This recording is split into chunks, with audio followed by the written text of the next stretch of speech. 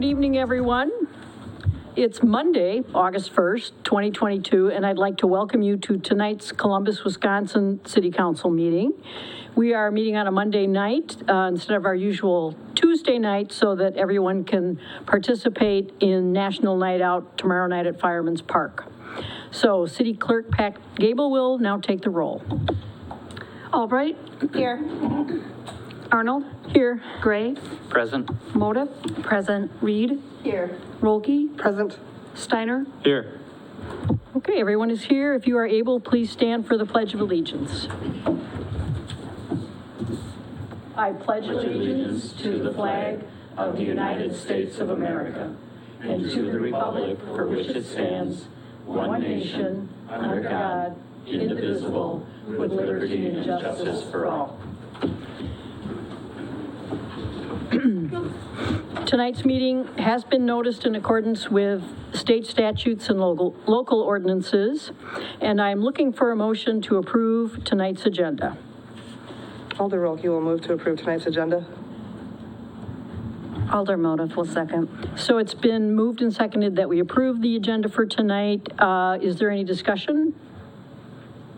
Okay, all those in favor, please say aye. Aye. Anyone opposed? We do have a couple people signed up to speak. I think did we have anybody come in after the sign-in sheet who might want to talk tonight? I guess not. Okay, so Dennis Weiner.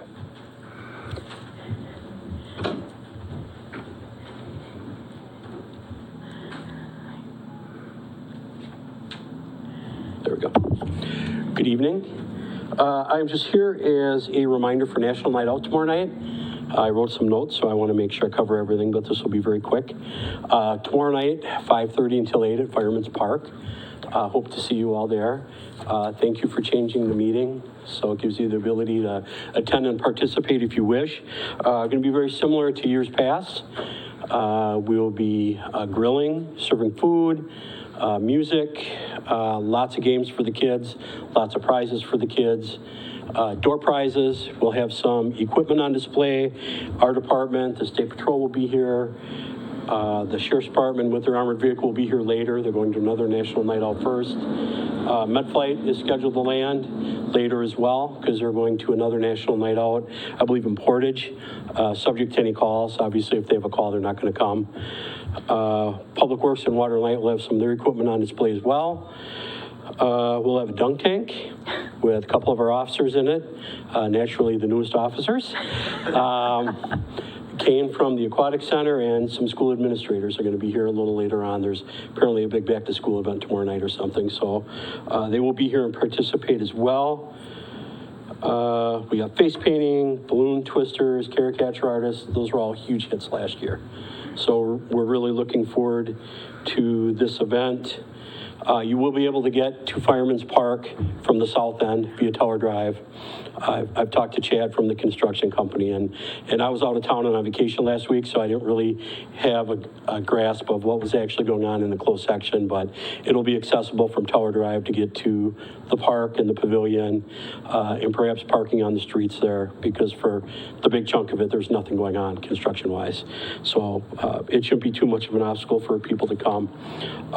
In this event is big for us. We get to interact with people on a different level. Other departments do as well, and we really enjoy and look forward to it. And it wouldn't be possible without businesses in the community, citizens in the community who all donate money or goods or food or things like that, as well as the other departments, Water and Light, Fire, it's going to be there, Lifestar, Public Works. It's really a true community event, and we enjoy it a lot, and it is completely funded on donations.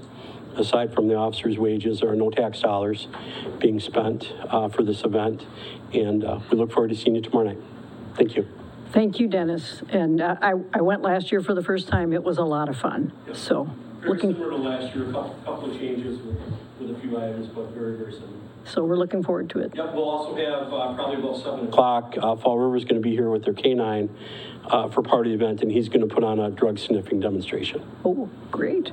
All right, thank you. Thank you. Okay, Brooke Andler.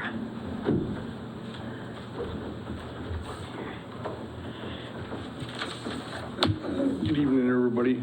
I'm a current water and light commissioner, and with your upgraded or the changes that are being proposed, I was just curious as to the timelines of some of the, what do I want to say, appointments. They're going to be expiring within 3 months. To me, that seems kind of like a waste of time. It just seems like, and plus, that was Ralph. He's the only other person that was appointed to the committee besides myself, which we're losing out on, I would say, at least 3 other good candidates for, to be commissioners. I mean, Métis, she was your appointment, and she was a very critical thinker, always asked good questions, and it just would be nice to have that group stay together just to keep the continuity to help the new commission roll effectively and efficiently. So I guess, like I said, my question was on some of the terms and when they're expiring. I mean, 3 months seems like, what's the point, like I said? So that's all I have. Thanks. Thank you, Brooke. Yep. Okay, so now, let's see, I just lost my cheat sheet. Okay. The next thing on the agenda is the consent agenda, and I'm looking for a motion to approve tonight's consent agenda. Alder Gray moves to approve the consent agenda. Alder Motive will second. So it has been moved and seconded that we approve tonight's consent agenda. Is there any discussion? Okay, all those in favor, please say aye. Aye. Anyone opposed? Okay, great, thank you so much. We're going to go on to new business now, and the first item on tonight's agenda is to consider and take action on task order number 2022-08, which is the CDBG culvert replacement construction services item that we had discussed previously. And let's see here, oops. So the project has been bid. We are in the final stages of completing the award process, finalizing the contract, pending final details. I know Jason is here if anybody has any questions about this, but he talked about this at our last meeting. So the cost of the proposed task order is $44,231, and there is a breakdown of the expenses and the staff time for you in your packet. So unless there are any questions, I am looking for a motion to approve the task order. I'll read. Yes. Oh, I just had a quick question. I was trying to recollect if there was any grant money involved in this part.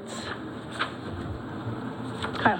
So this would be part of the overage because we don't have enough to cover the entire project. So this would be coming out of just our borrowed funds. Thank you. Anyone else have any questions about the task order?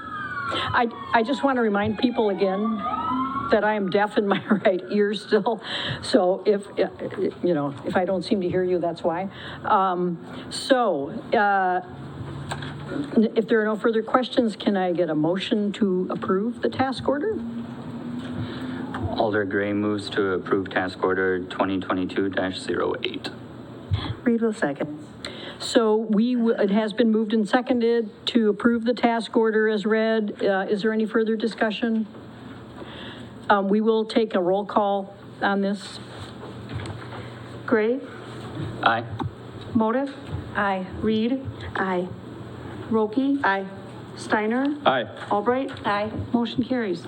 Great, thank you so much. Moving on to number 2, consider and take action on resolution number 15-22, a resolution to submit the question of whether the city of Columbus should allow city streets to be ATV, UTV routes. Something we have discussed quite a bit in our previous meetings, and so as recommended by the Committee of the Whole, the following language has been developed as a referendum question, which will go on the ballot in November for the November election. The resolution will need to be approved before August 30th, 2022 in order to appear on that ballot. And the resolution is in your packet, and I suppose I could read some of it, but you all had a chance to read it. Does anybody have any questions about the wording? So the question would be, shall the city of Columbus allow all city streets to be recreational ATV/UTV routes? That's the question that would go on the ballot.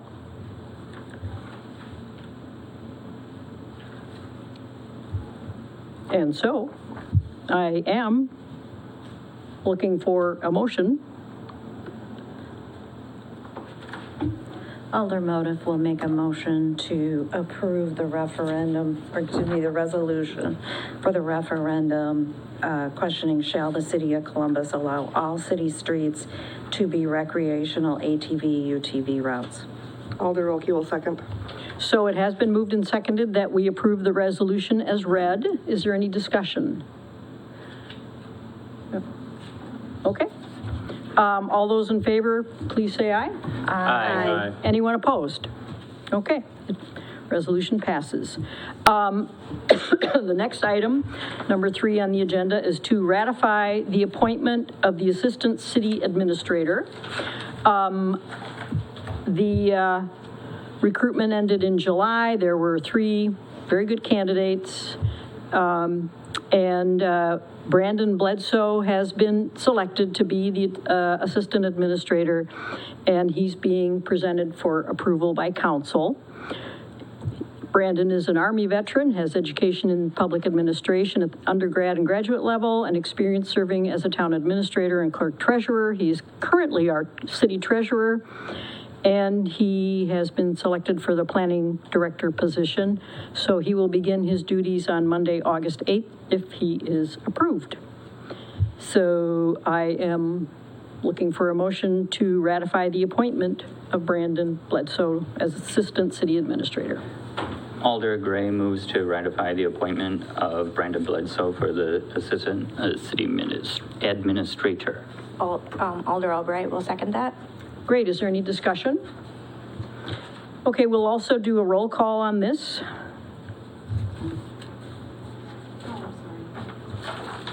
Gray, Aye.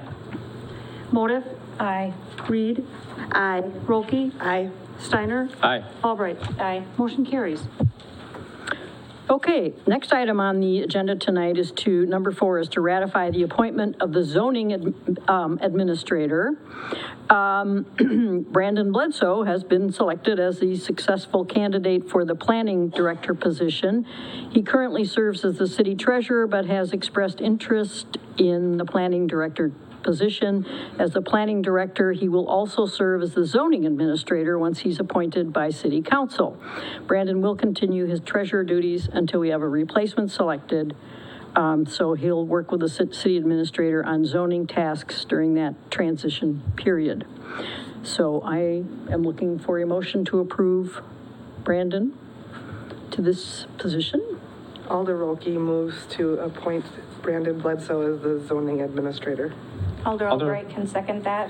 Okay, it has been moved and seconded that we approve the appointment of Brandon Bledsoe as our zoning administrator. Is there any further discussion? So all those in favor, please say aye. Aye. Anyone opposed? So Brandon has had a busy night. And now we are going to move on to consider and take action on the claims in the amount of $412,707.84. They're all in your packet, and unless anybody has any questions, I am looking for a motion to approve the claims. Alder Gray moves to approve the claims in the amount of $412,707.84. Alder Steiner will second. So it has been moved and seconded that we approve the claims in the amount stated, and we'll do a roll call on this. Motive? Aye. Reed? Aye. Rolke? Aye. Steiner? Aye. Albright? Aye. Gray? Aye. Motion carries. Great, and now we are down to the report of the city administrators, and I will, and the mayor, and I will let the city administrator go first. All right, thank you. A few items tonight. Our wastewater treatment facility has been participating in the COVID surveillance for the state. They collect samples, send them into the state. The reason I'm mentioning is that we've been at a relatively low level for quite some time, but just last week, they sent us a report saying that there had been a jump in the COVID levels in the wastewater stream. So that just is kind of indicating that there's a higher level in the community. So just a reminder to everyone to be careful, remain alert for symptoms. We're seeing a few impacts in our workforce again, but luckily so far it hasn't been anything to what we had experienced last year. With DPW, they had a really successful recycling event this past weekend. They collected dozens of appliances and electronics and several of the things that you can't just throw away that you have to recycle. It's a good service for our residents, and I wanted to thank Jerry because with some staff not being there, Jerry was the one managing that and staffing it, and it was a really busy day and gave out lots of new tags and had 6 pages of people dropping stuff off. So just wanted to thank Jerry, and it was a great event for the community. The Highway 89, State Highway 73 intersection is still closed. So reminder, the intersection's closed, so you can't drive down there and get through. It's completely blocked. So we're hoping to have people avoid the area. It really does mean road closed. You can't get through. And we're encouraging people to not try to find ways through private property to get around the construction zone either. And even the semis, we've had some damage and some pretty hazardous situations with semis taking down wires, and the electric utility got that back up and running, but crushed a dumpster, almost hit a propane tank. So it was, we want to keep people out of that area. We're really hopeful that it should be open by this Sunday evening. And if the weather cooperates, it might even be a few days earlier. So bear with us, just a few more days, hopefully, and then it'll be back more to normal. In more street-related news, Fountain Street, if you've noticed, has been torn up where it terminates near the elementary school. That was kind of beat up with some of the construction traffic. That's now prepped for asphalt, and hopefully that'll get paved next week. And a reminder that the Public Works Administrative Assistant is now up at City Hall, so you can stop in and take care of all your Public Works needs, recycling tags, things like that, honor trees, right here at City Hall, or you can call the normal DPW number, and it has been routed up here finally. We were able to get the wires connected properly. So that's all I have. Okay, thank you, Kyle. Just a reminder, Farmers Market is going to be occurring Wednesday again from 3 to 6. They have some great things going on there, so stop down if you can. The library is sponsoring an author event Friday, August 5th at 5 o'clock. Unique Jones Gibson is going to be presenting a program entitled Everything Must Change, Anti-Racism in the 21st Century. She's going to join the event virtually. Attendees can either go to the library in person at 5 o'clock, or they can also attend virtually, and if they want to do that, they should contact the library to get the link. The rec department, Amy Jo Myers would like to remind people that Wednesday is the last day to enroll kids ages 3 to 7 in the rec department soccer camp. Enrollment is now open for volleyball, grades 3 to 6, and the aquatic, here it is, August 1st, but the aquatic center season is almost over, sadly. And the hours of operation, they haven't determined yet the last day, but so what you really need to do is check the city website check the Facebook page to see if the hours are going to be changing or when the last day that the pool will be open, so you're not disappointed. The new issue of the Commotion is going to be coming out at the end of August, beginning of September. It really is just chock full of anything you want to know about different things happening in Columbus during the fall months, so watch for that. I think Chief Weiner gave us a great summary about National Night Out tomorrow night, so I'm really encouraging everybody to go. It's a free, including the food is free. Is that right, Dennis? No cost for anything. How can you beat that, folks? I mean, really. I guess there is a free lunch. So, and I also wanted to thank everybody who does donate, the local businesses, community members. It is a great event. I want to remind people that there is a primary election scheduled for Tuesday, August 9th. Consequently, the senior center will be closed because that's our polling center.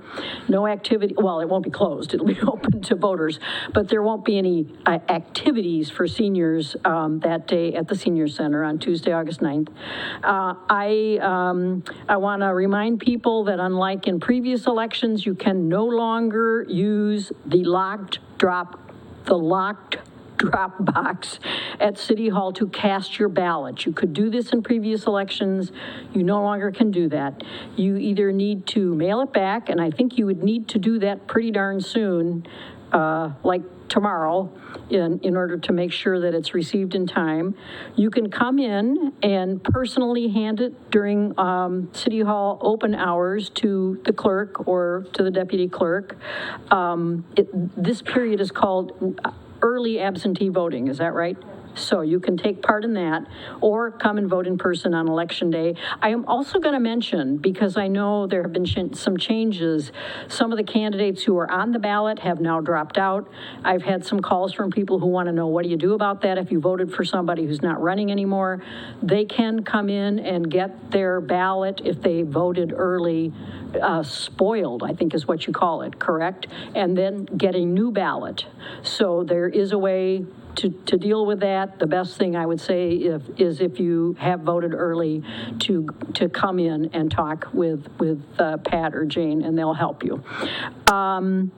And I do want to thank City Clerk Pat Gable and Deputy Clerk Jane Foodie, who do such a great job of running our local elections. If you have any questions or concerns about how elections are carried out, then sign up and work the polls. And you will see, as I have done on many occasions, how efficient, conscientious our election officials are. So thank you very much to Pat and Jane, and that's it for me.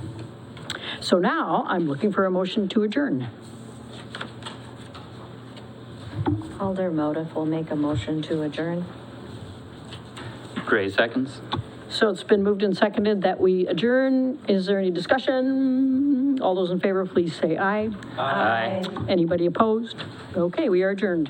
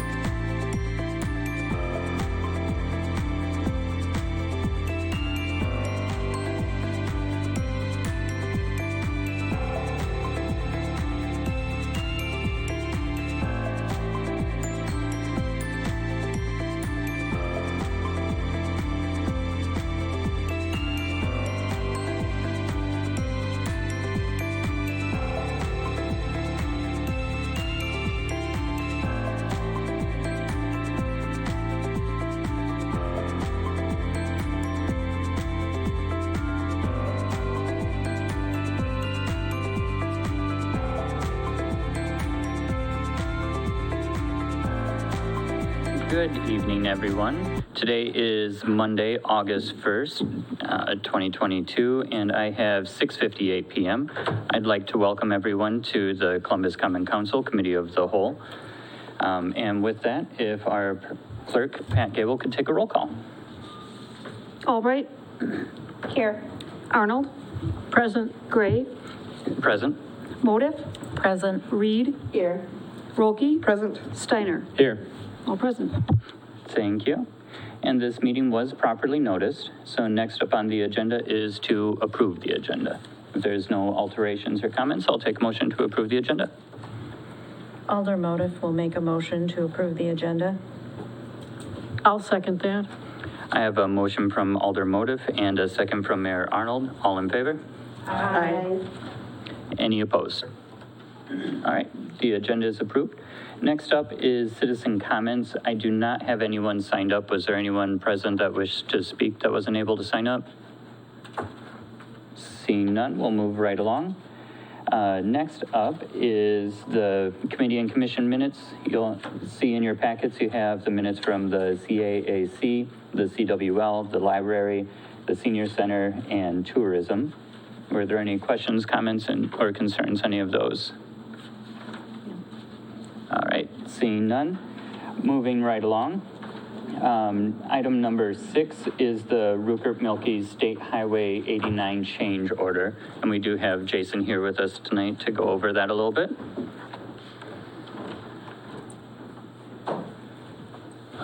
And good evening, everyone. So tonight, we have before you a change order for the contractor doing the work for Highway 89.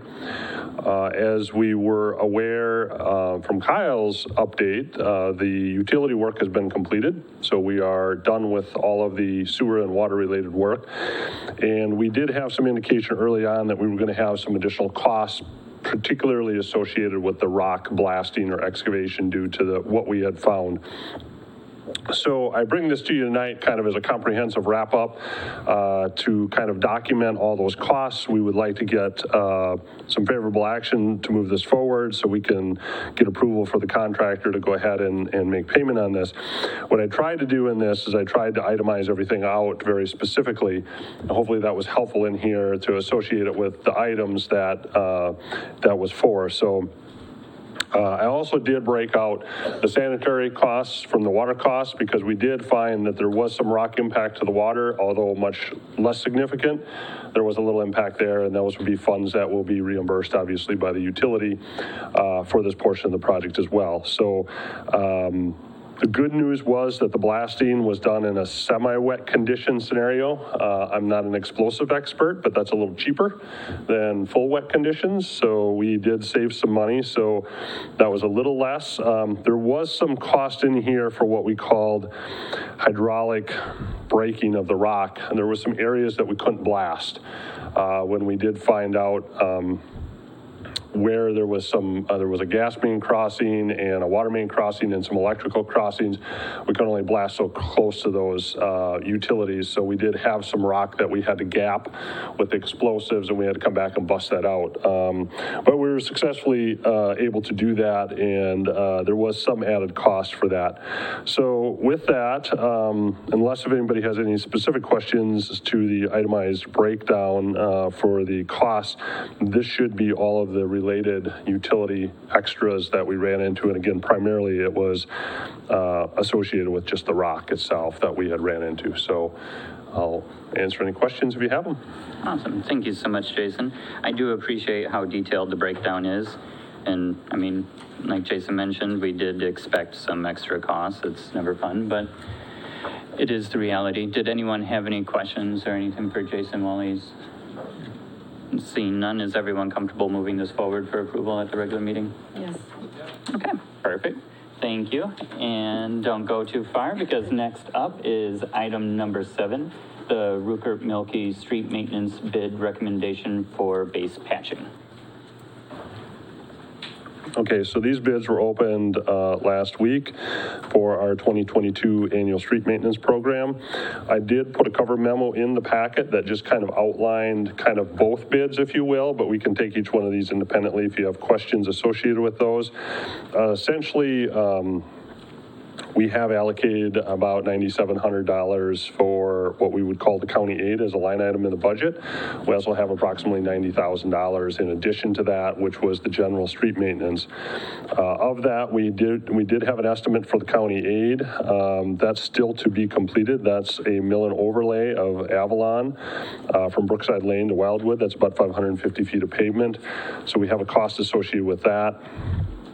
There is a reimbursement from the county that comes back as part of their share or match. I believe that will come back later on in the year.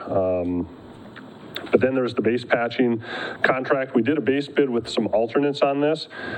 Prices did come in higher than we've expected. We have historical numbers to compare those costs to. And obviously, I don't think there's any secret. We've just been seeing higher bid prices of late. Cost of materials, cost of labor, cost of fuel, everything is driving these prices up. So we were able to get a single bid in for the base patching for $29,256 from Wolf Paving for the base bid. And so we did have two alternates on there as well under the base patching for $5,050 and $6,800. So what we're going to be recommending tonight, and again, just kind of comprehensively looking at the memo, but for the base patching, we're just going to be recommending to move forward with the base bid component. There was several patches included in that, but just due to the additional costs, we would like to recommend only the base bid portion of the paving for the base patching.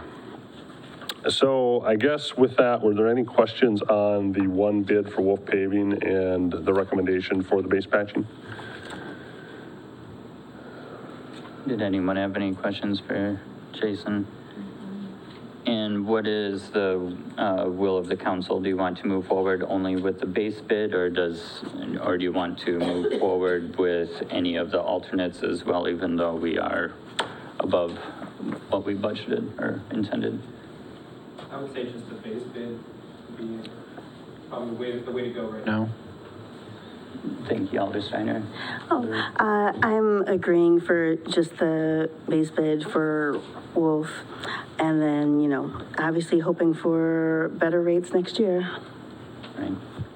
Thank you, Alder Reed. Anyone else is everyone comfortable moving forward with just the base bids at this time? All right, thank you so much. And then next up is item number 8, the street maintenance bid recommendation for chip sealing. Yeah, so for chip seal, very similar. We got one contractor to return a bid. They weren't as favorable as we had hoped. We had gotten a unit price earlier from the county for the chip sealing, but it was over our threshold where we had to go out and do competitive bidding by state law. So we did that. The county chose not to bid it, but the unit price was about 4 times higher for this bidder than the county. And so we were a little surprised, but we are in that market, so we're seeing a lot of high pricing out there right now. And I do know that the window to get some of this chip sealing done is closing just due to time frame. So I'm guessing the contractor probably threw a bid out there to, if they got it, great. If they didn't, I don't know that they were looking forward to doing any more work. But so when you looked at that memo, when we kind of added everything up, we felt like our recommendation after talking to Jerry would be to reject the chip sealing. We do think it's important to do slurry seal and seal coating, but if we reject the chip sealing and don't accept that single bid, our grounds would be that we know that the unit price is extremely high. And if we don't, we would have a contingency or a balance in the total budget when you add everything up, about $18,000 left this year. Jerry did express to me that he has some potential other patches that have come up just due to utility issues and things in the park, that he could do some patching, some minor patching. that contingency could be applied to. Once the contractor would be here, we could get them to give us a price to do that. We also could carry any of that balance forward, again, hoping that pricing is better in the future. So there are some things here that we just felt, without having the county work completed yet, we have an estimate, but it's just that, it's an estimate. So I think Jerry and I both agreed right now that we'd like to have a little bit of contingency saved up just to make sure we can get done the projects that we have identified. And we think, getting that overlay done in Avalon is an important project, and getting a lot of these base patching pieces fixed up are important. The thing with base patching is if we don't fix those, snow plows will pull the pavement out and things in those bad areas. Our feeling is chip sealing is more of a seal coat. It's to seal up a pavement and extend the life, but it's not critical to the failure of the pavement. So our recommendation for this second piece would be, just due to the higher prices, due to the costs associated with this, and the fact that we could carry over some contingency to finish out what we have, just to make sure that we didn't have any excessive costs that come in that we weren't expecting, that we would recommend rejecting the chip seal. Thank you, Jason. I mean, it's unfortunate, but that does make a lot of sense to me. What's the will of the council? Would you like to reject the chip seal bid? Okay. There we go. Thank you so much, Jason. Next up on the agenda is item number 9, and that is to discuss creating a beautification committee. We did have somewhat of a committee in the past, and I think it was incredibly successful. This would be talking about creating a standing committee, just like all of our other committees that we have. We have Paula Steiner here today, if you'd like to come up and talk to us a little bit about it. Paula Steiner actually approached me about this, so.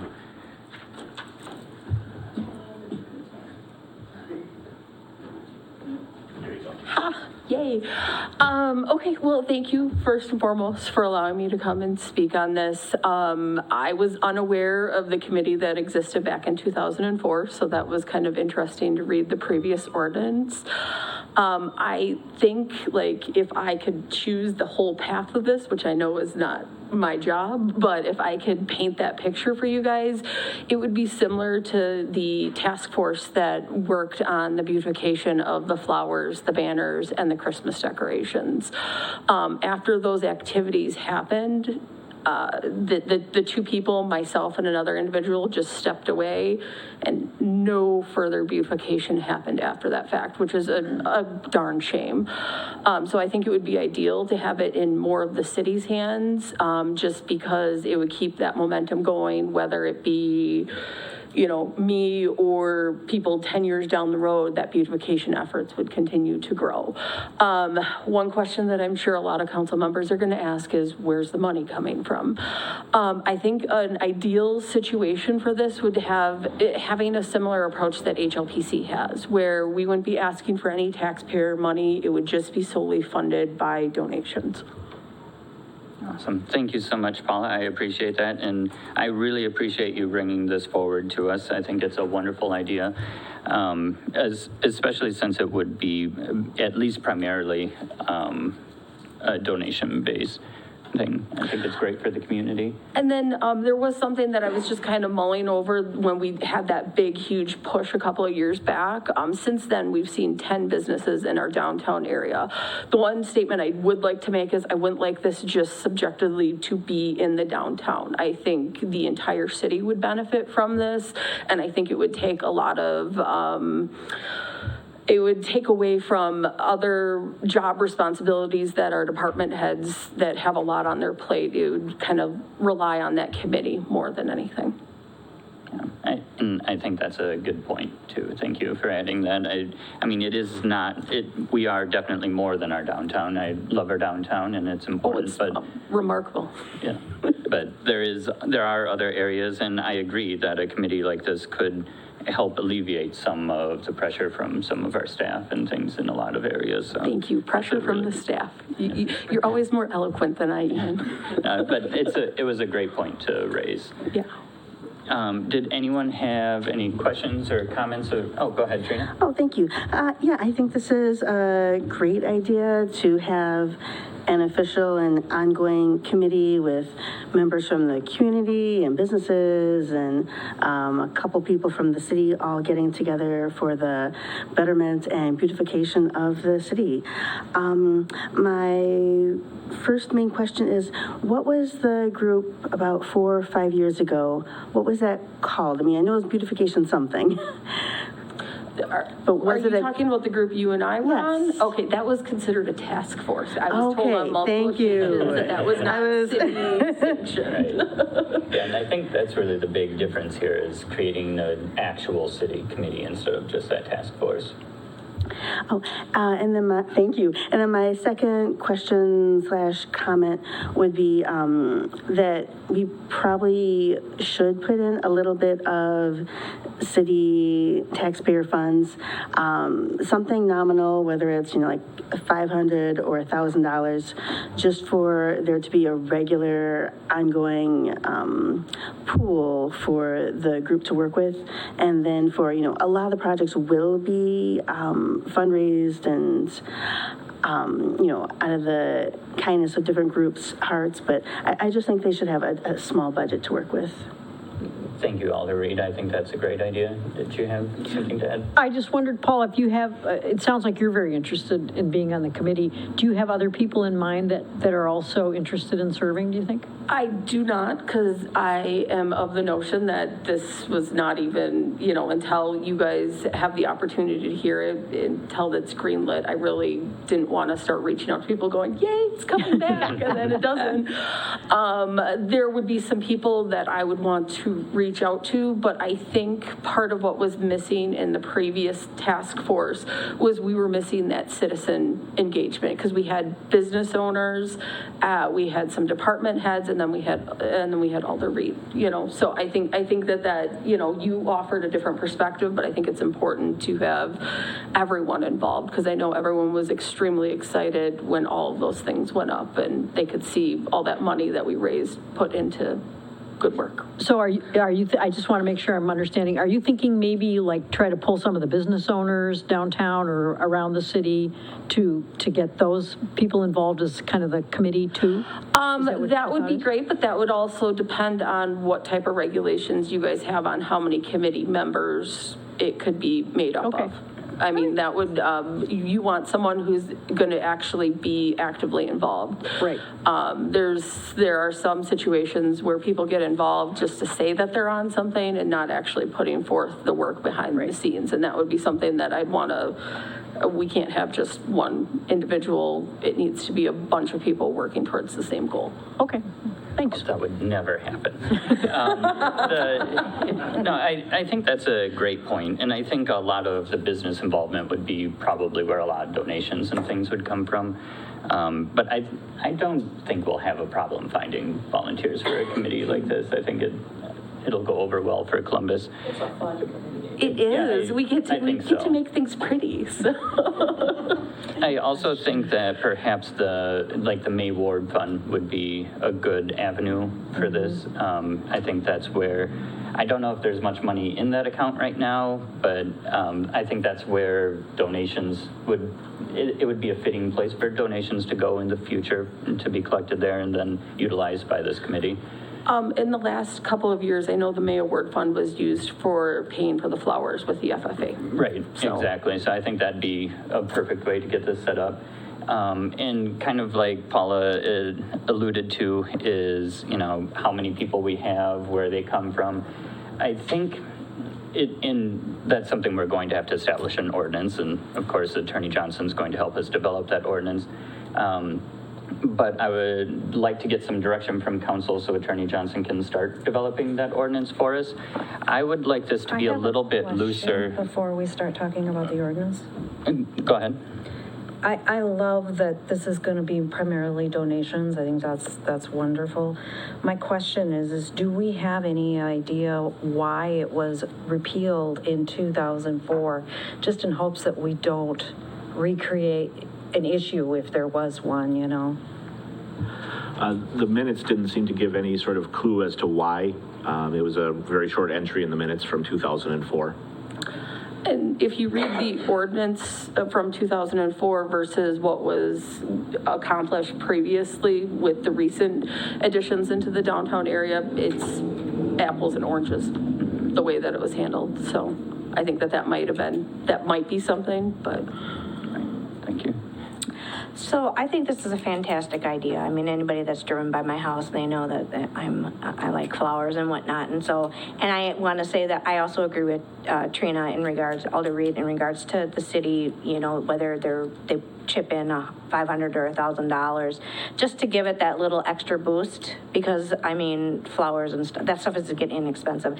I do have one quick question. So right now DPW does the watering.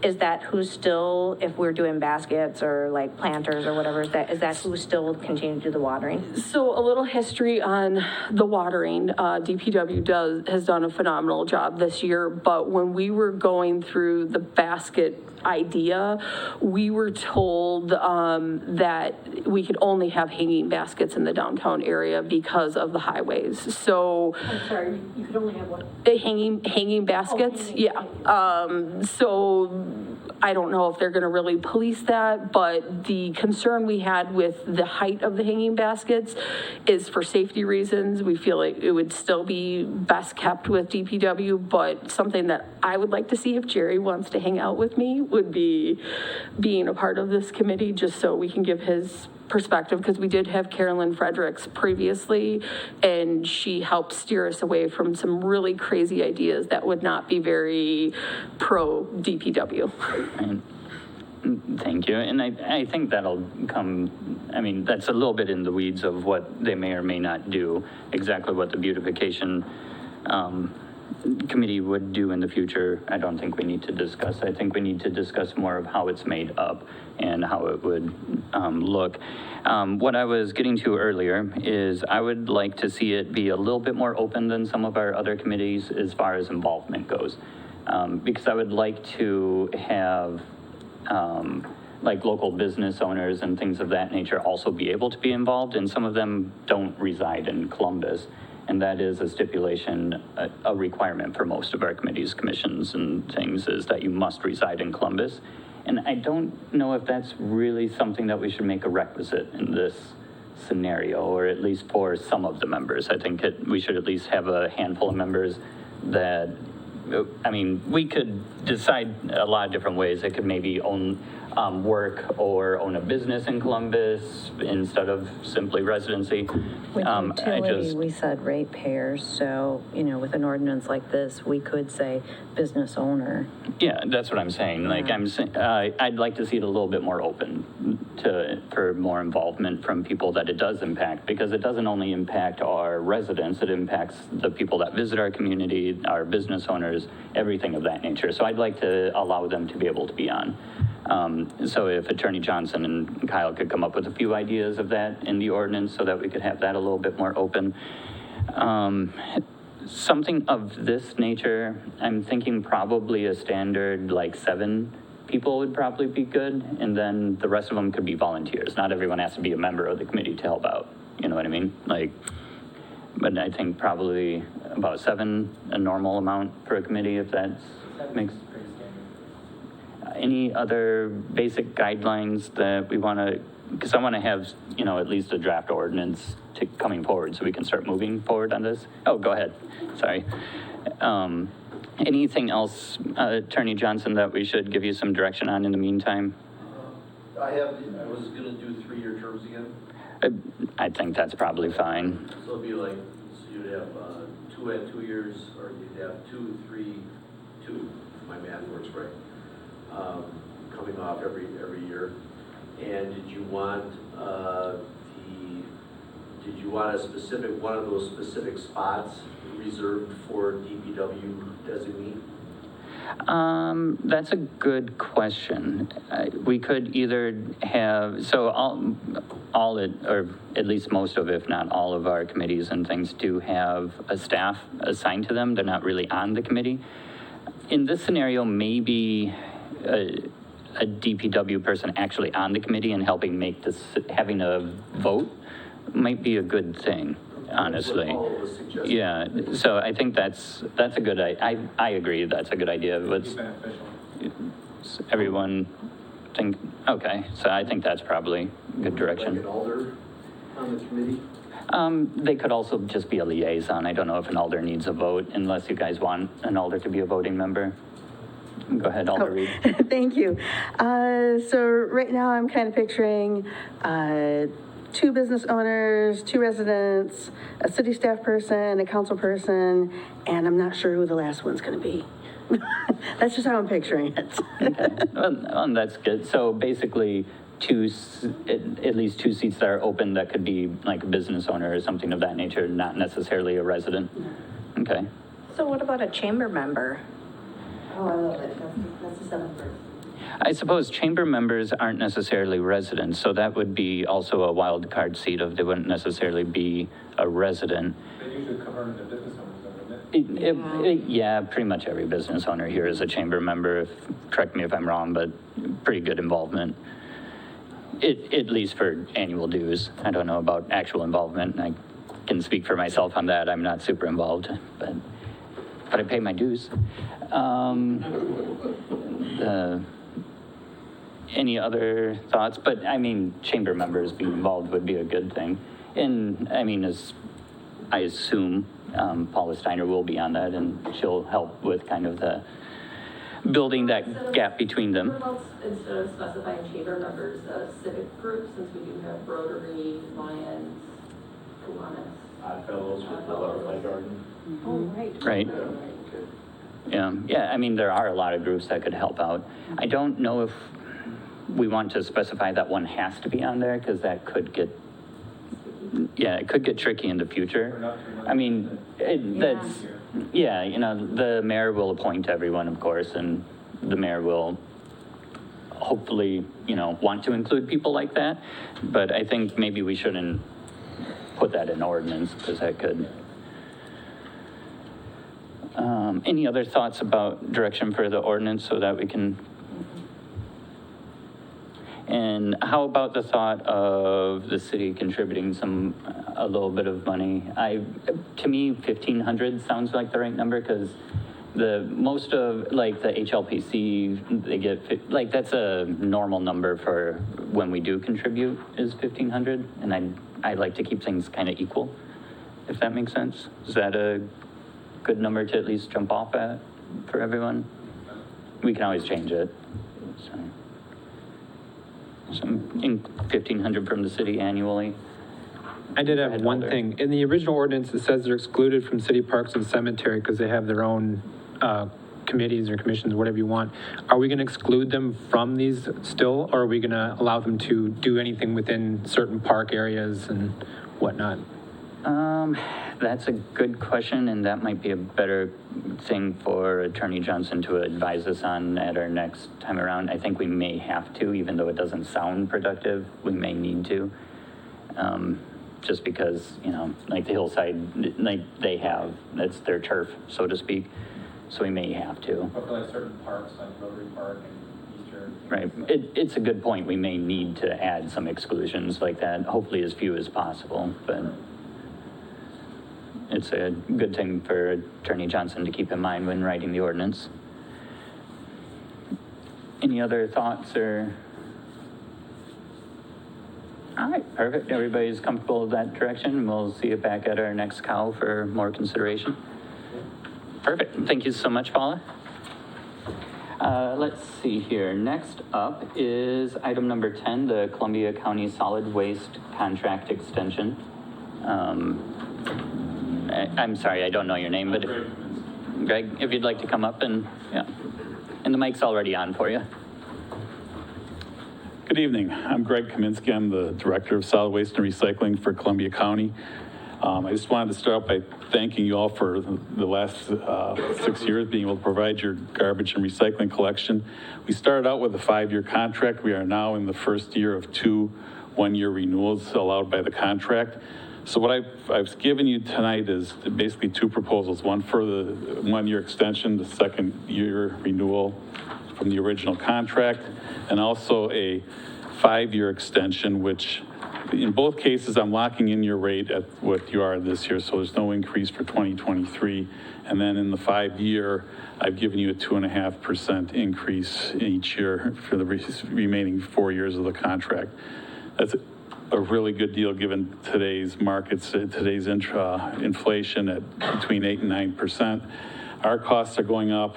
We value your business. We want to keep you, as our customer, and we're looking at cutting costs on our end to, so we can absorb some of these costs. We're trimming some of our costs, trying to do things to be more efficient. We're looking at our routes to make them more efficient so we can pass some of that savings along to our customers. But everything's going up, as you know, tires, fuel, truck parts, labor. We struggle right now just to find truck drivers, people who want to drive garbage trucks for a living, but it's been a real ongoing battle the last couple of years. But whichever you prefer, I give you the 1-year extension option or the 5-year option. So I don't know if you got any questions specific to what I presented. Thank you so much. I mean, I'm really happy to see no one increase for the 1 year, and I mean, a 5-year at only 2.5%, that's, I think. The only thing is the county is implementing a 2.5% fuel surcharge. They're doing it across all the county lines, and it's just, everybody's doing it now.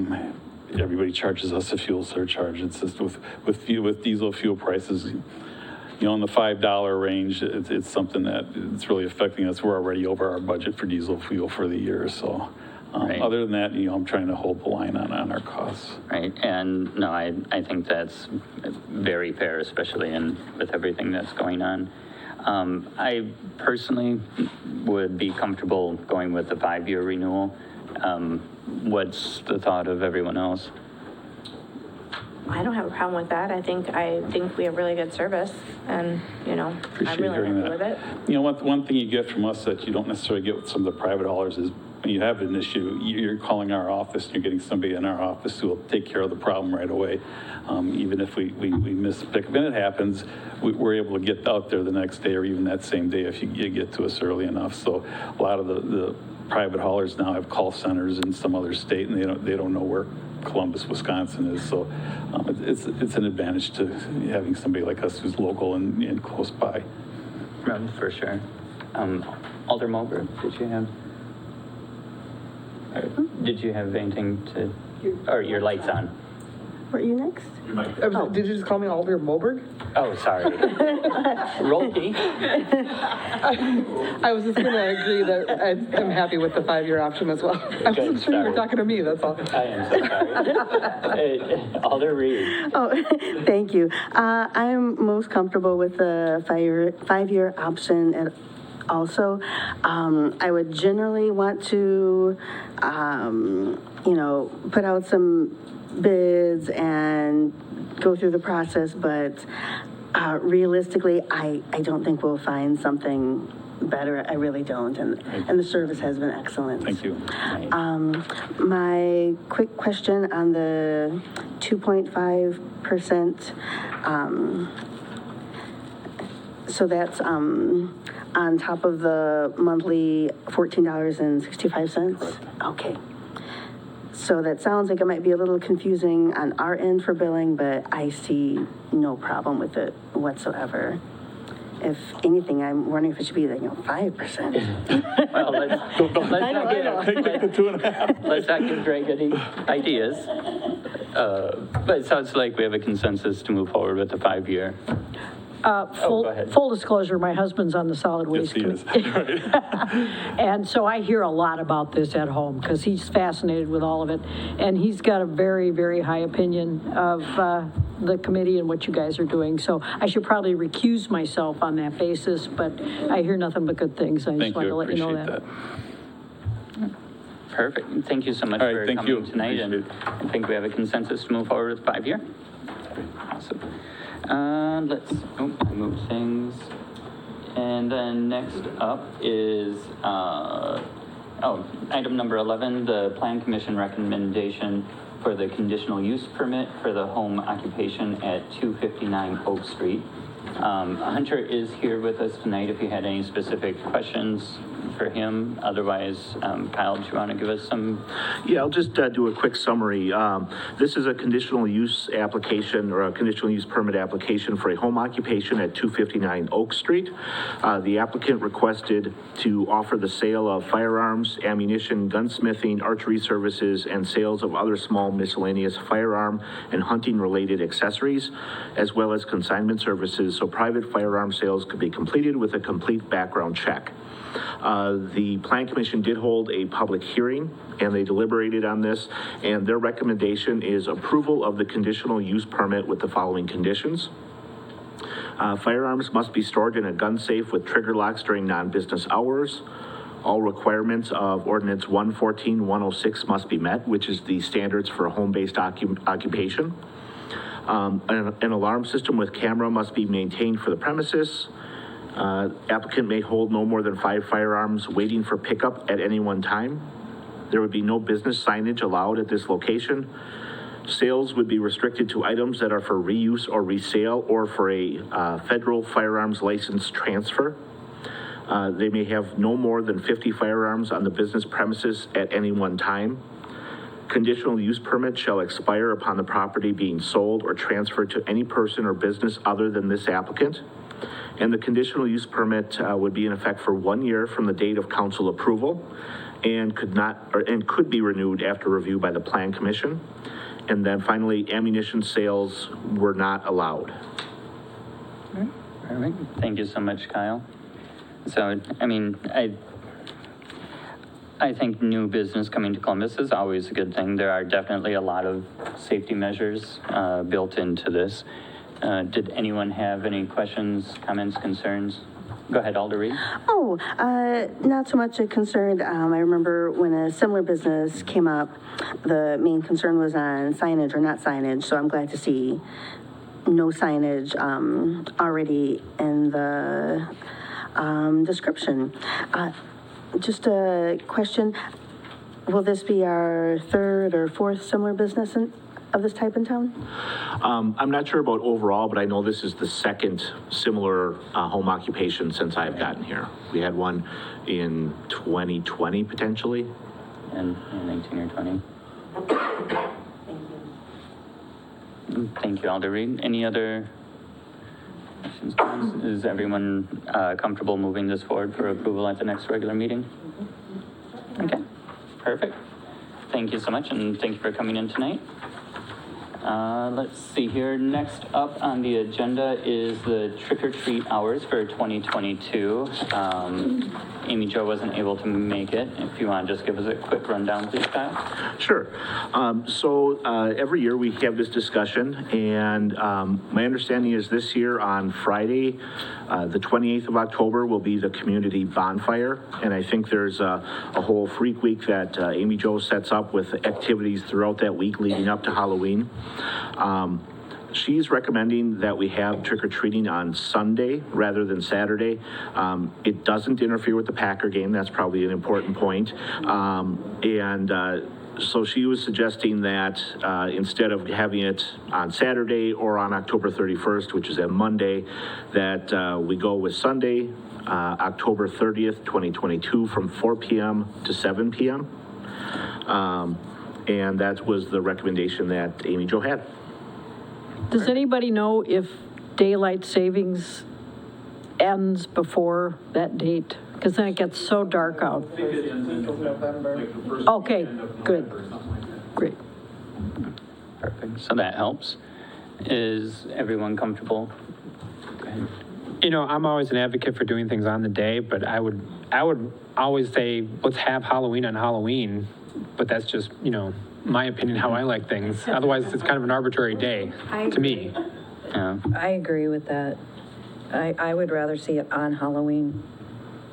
Except that's a school day, and then... After school. It's only up to 7, so it's like You know, I guess my experience is there's so much going on with school activities these days. Maybe not so much for the little kids who are going to go out and trick or treat, but I agree with you. We always did it on Halloween too, so I can be convinced either way. I don't even know if I get a vote. So, Alder Rolke? I do. I tend to agree with that. I mean, I always wondered, because I did grow up here, like, why is it never on Halloween? Everybody else has it on Halloween. But everybody else always has it on Halloween, which means that we get, you know, a bigger draw to town. And also, for the younger kids, there's sort of a, if we're doing it in the evening, which I like that we have now gone back to doing, because we didn't used to when I was a kid. It used to be early afternoon, and that was a bummer too. But that's a work day for a lot of parents. Who's going to be responsible for taking the younger kids around? I mean, it's hard to get home in time to do those sorts of things. So it's another consideration.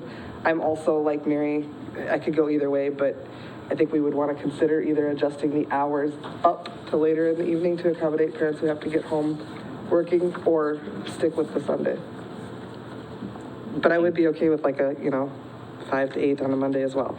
Either one. Why don't we do it both days? Thank you, Alder Rolke.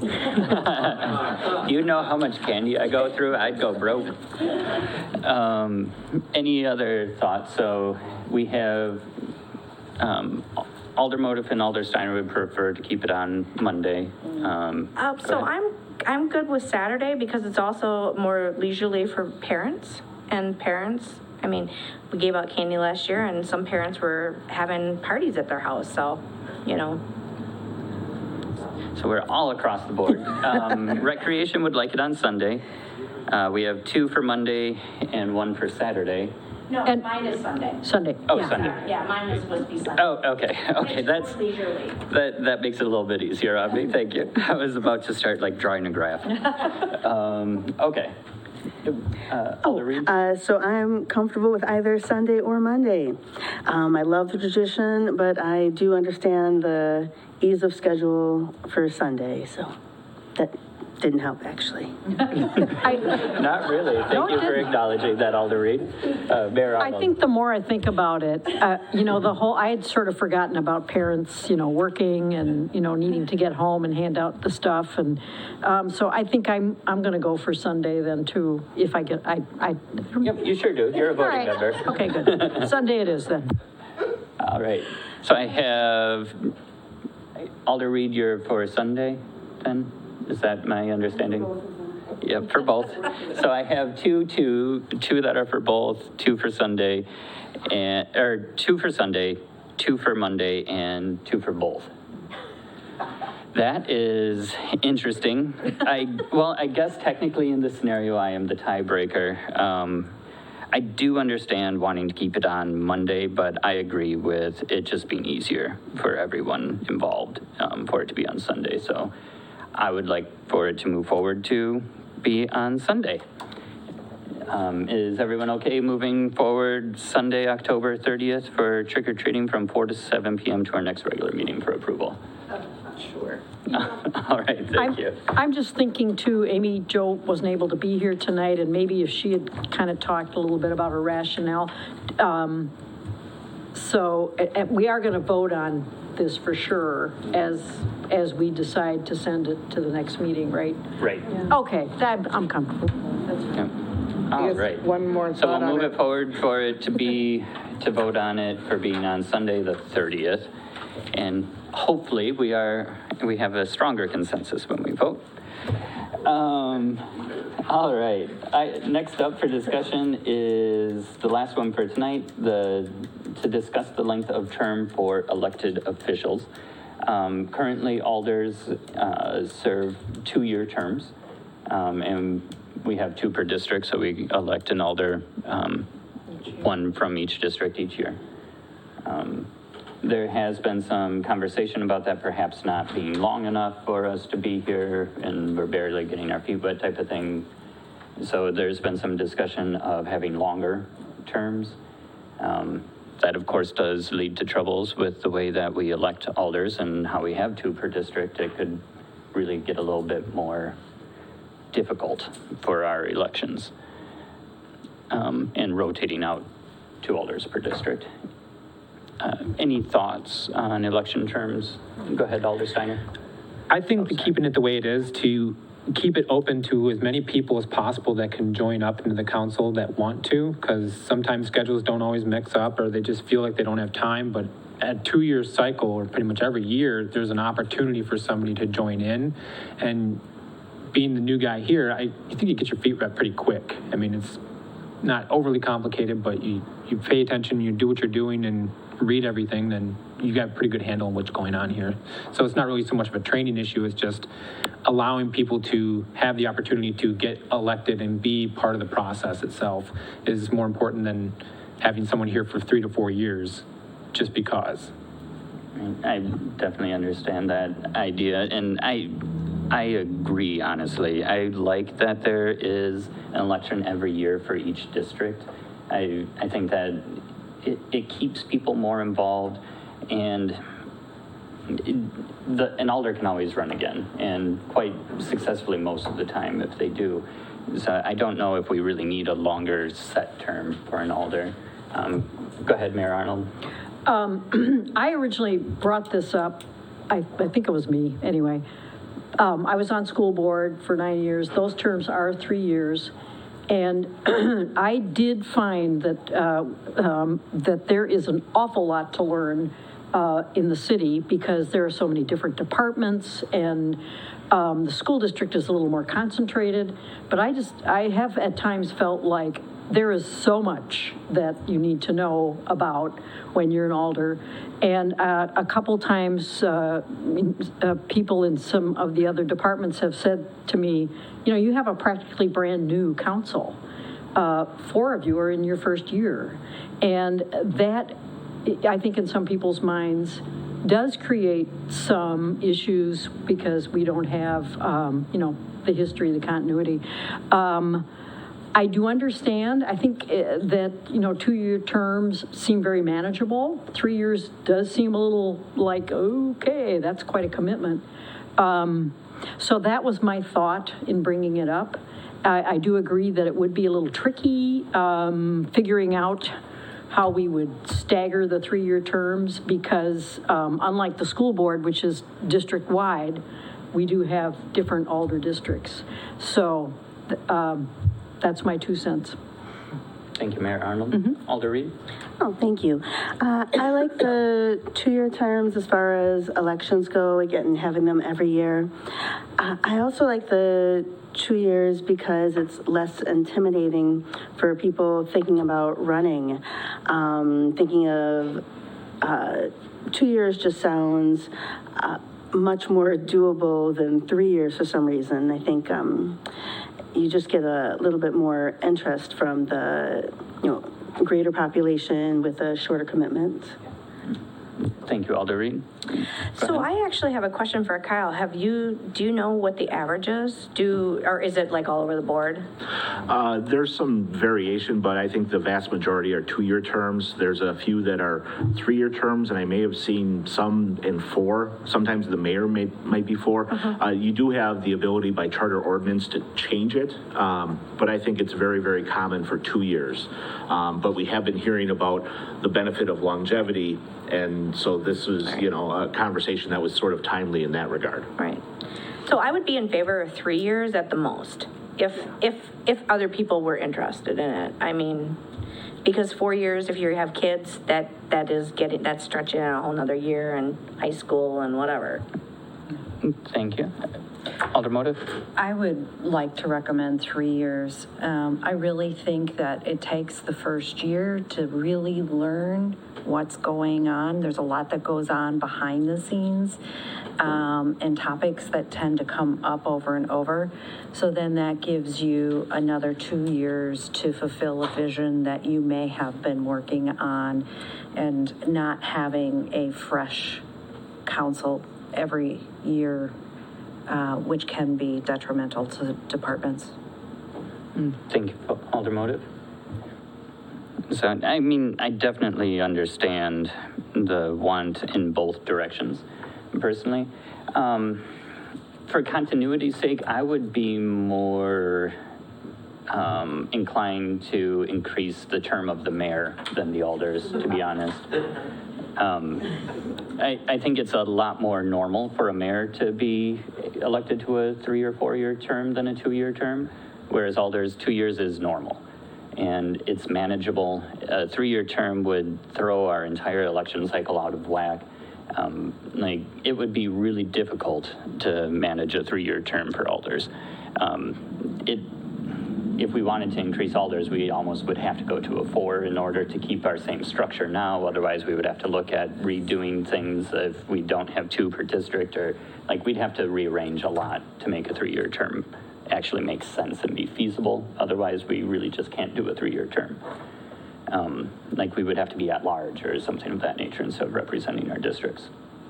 And that also gives me a lot of pause, especially in a smaller community. I think at large and larger communities could potentially function better. In smaller communities, my big fear of having at large alders would be you get a group of friends that start running the city, and that's dangerous in a small community, and I don't believe that would be good for us. So I would prefer to keep alders at 2 years so that we can keep things going. I really do think it's great having an election for every single district every year. I think that's a great thing. But if we wanted to talk about continuity, I would personally be open to the mayor being extended to a 3 or 4 year term, because I think that is more normal.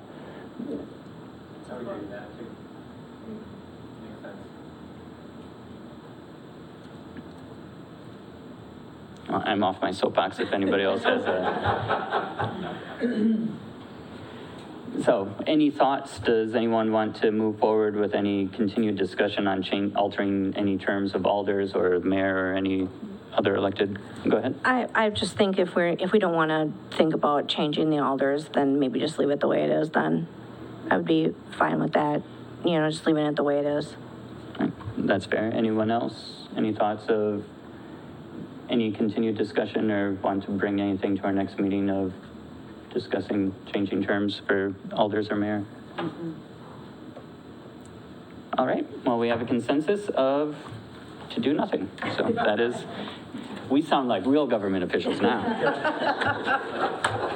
And on that note, last up on our agenda tonight is to convene to closed session per 19.851E, deliberating or negotiating the purchase of public properties, the investment of public funds, or conducting other public business whenever competitive bargaining reasons require a closed session, specifically to discuss the potential sale of property within the city of Columbus. I will take a motion to convene to closed session. Alder Rolke will move to convene to closed session per state statute 19.85 sub 1 sub E. Alder Motive will second. I have a motion from Alder Rolke and a second from Alder Motive. If you could take a roll call for us. Arnold? Aye. Gray? Aye. Motive? Aye. Reed? Aye. Rolke? Aye. Steiner? Aye. Albright? Aye. Motion carries. Thank you.